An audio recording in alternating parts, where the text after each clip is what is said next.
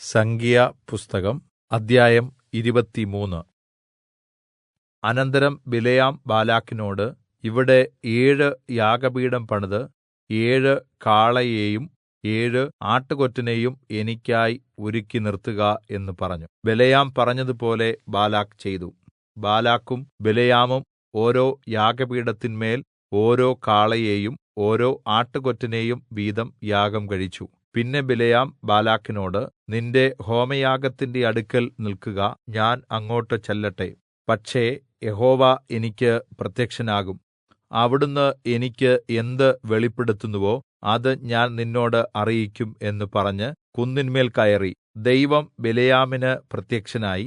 ബിലെയാം അവനോട്, ഞാൻ 7 യാഗപീഠം ഒരുക്കി ഓരോന്നിലും ഓരോ കാളയെയും ഓരോ ആട്ടുകൊറ്റനെയും യാഗം കഴിച്ചിരിക്കുന്നു എന്ന് പറഞ്ഞു.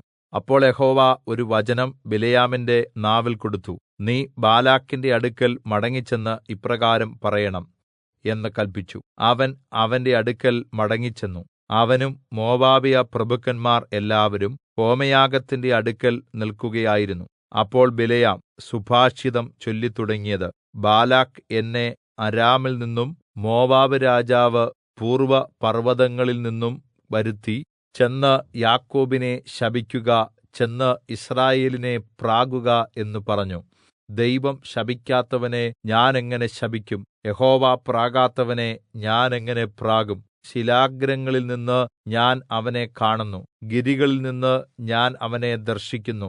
ഇതാ തനിച്ചു പാർക്കുന്ന ഒരു ജനം, ജാതികളുടെ കൂട്ടത്തിൽ എണ്ണപ്പെടുന്നതുമില്ല.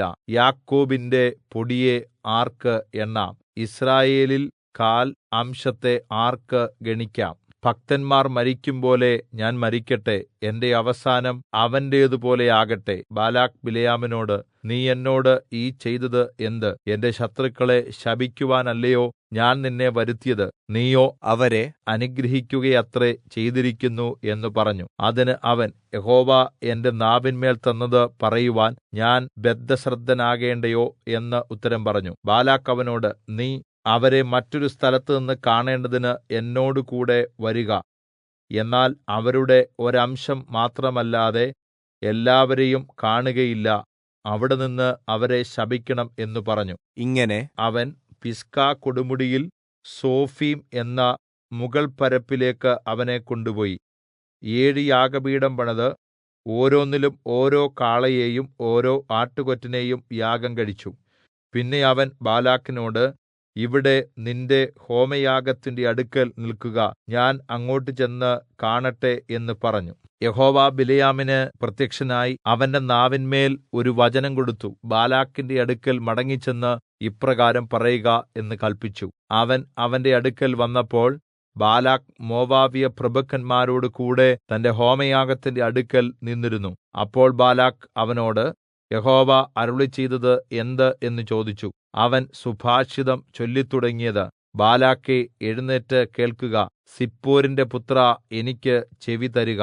വ്യാജം പറയുവാൻ ദൈവം മനുഷ്യനല്ല, അനുതപിക്കുവാൻ അവിടുന്ന് മനുഷ്യപുത്രനുമല്ല. അവിടുന്ന് കല്പിച്ചത് ചെയ്യാതിരിക്കുമോ? അവിടുന്ന് അരുളിച്ചെയ്തത് നിവർത്തിക്കാതിരിക്കുമോ? അനുഗ്രഹിക്കുവാൻ എനിക്ക് കല്പന ലഭിച്ചിരിക്കുന്നു. അവിടുന്ന് അനുഗ്രഹിച്ചിരിക്കുന്നു, എനിക്ക് അത് മറിച്ചുകൂടാ. യാക്കോബിൽ തിന്മ കാണുവാനില്ല, യിസ്രായേലിൽ കഷ്ടത ദർശിക്കുവാനുമില്ല. അവന്റെ ദൈവമായ യഹോവ അവനോട് കൂടെയിരിക്കുന്നു. രാജകോലാഹലം അവരുടെ മദ്ധ്യേ ഉണ്ട്. ദൈവം അവരെ ഈജിപ്റ്റിൽ നിന്ന് കൊണ്ടുവരുന്നു.